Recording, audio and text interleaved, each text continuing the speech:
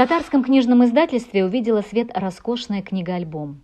Это книга выдающегося ученого Фуада Хасановича Валеева «Татарское народное декоративное искусство».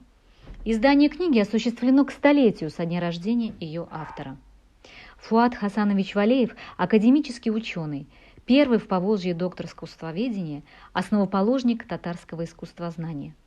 Он начинал свою деятельность как архитектор, реставратор средневековых памятников города Булгара, столицы Волжской Булгарии, бывшей первой столицы Золотой Орды.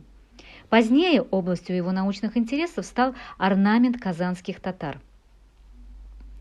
Данный научный труд был завершен в 1980 году в виде докторской диссертации и посвящен исследованию народного декоративного искусства, составляющее ядро татарской нации этнической группы казанских татар.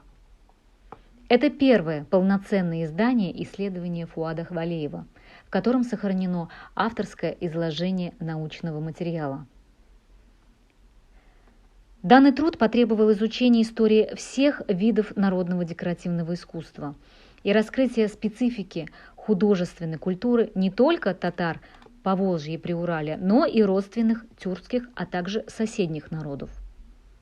Был собран богатейший материал не только и не столько фонда столичных и местных региональных музеев, но преимущественно в полевых условиях, в многочисленных экспедициях, в которых Фуад Валеев объездил почти все территории проживания татар. За 20 лет появилось фундаментальное исследование татарского народного искусства, которое и в настоящее время продолжает оставаться уникальным по своему научному вкладу. В главах монографии автор раскрывает истоки и развитие традиций художественного ткачества и ковроделия, вышивки и золотошвейного дела, кожаной мозаики, ювелирного искусства, резьбы по камню, оформления жилища и домовой резьбы по дереву.